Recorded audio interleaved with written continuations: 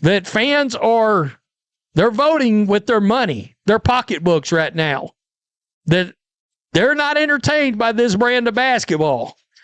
Sophie Cunningham, guys, she was the light of our life tonight.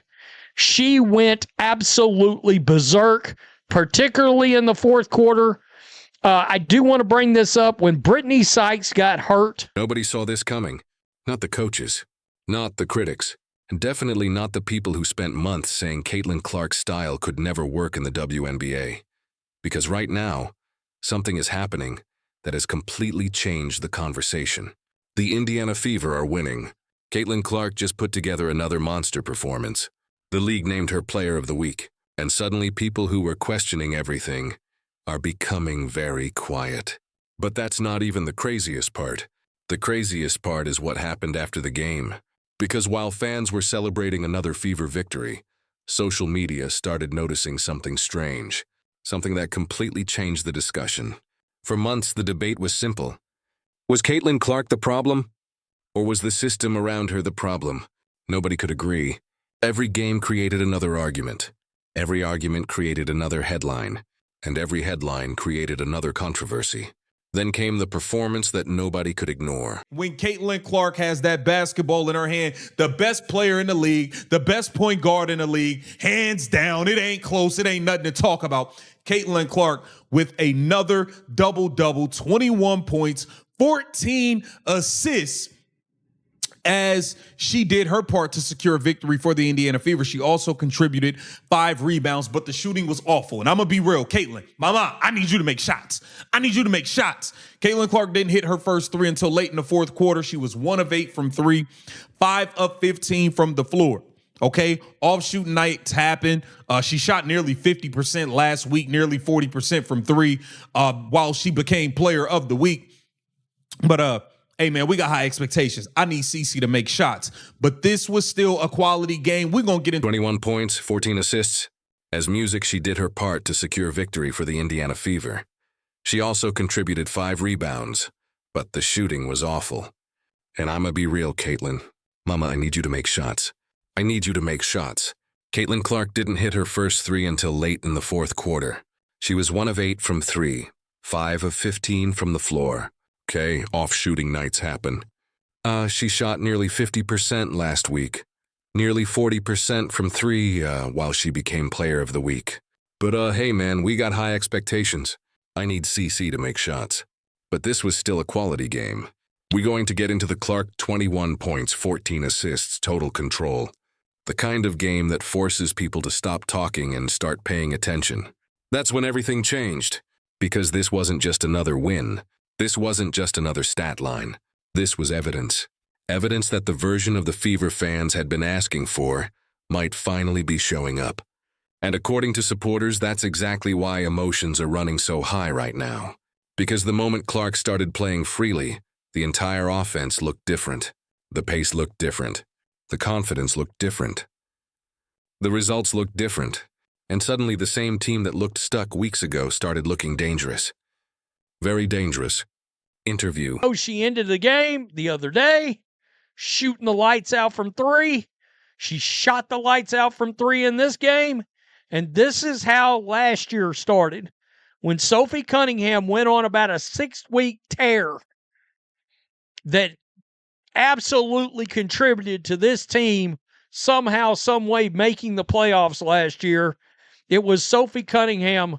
If you go back and look at her 3-point shooting last year for about 6 weeks, she went bananas. Well, it looks like we're starting that all over again.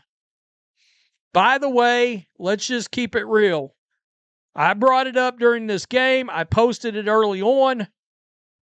Until Sophie went absolutely bananas with 3-pointers tonight, this crowd was dead. This crowd was not fired up in the least bit. Here we go. Caitlin Clark right here, splitting the D. Let's check it out, Clark. Let's check it out right there to Monique Billings. And look, Caitlin Clark had 14 assists tonight. You know, at one point I thought Caitlin Clark had a chance to get 20 assists tonight. No kidding. Can we have an uncomfortable conversation about the fact that it's time for Sophie to start over Lexi Hull? There, I said it. I said it out loud. I don't know if I'm supposed to say it, but I said it. Sophie Cunningham. Let's check it. Let's check it right here. Caitlin out to Sophie, one side step, boom, knocked it down. Beautiful. And she would just keep knocking them down. Let's go. On the layup. Fever with Caitlin again to Sophie. Boom. Knocked it down again.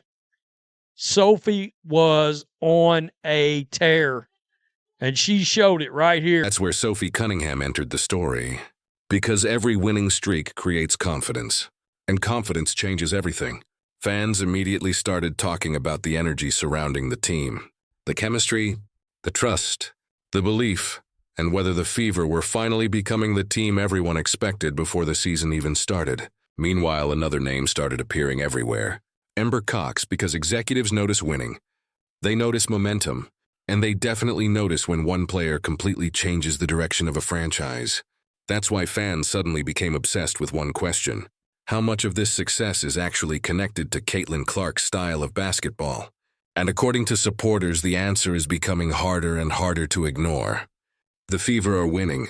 The offense is exploding.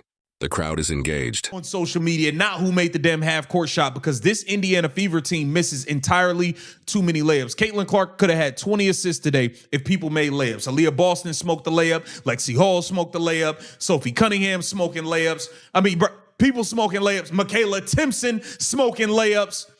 Like, the layup thing is getting very, very ridiculous. Straight up, it's getting very, very ridiculous, man. We got to get into Sophie Cunningham. Blonde Bomber. Sophie Cunningham is still on fire from Connecticut, guys. Sophie Cunningham got on a heater in Connecticut, went on an 11-0 run to close out the Connecticut Sun, and she stayed on that heater today off the bench in 24 minutes.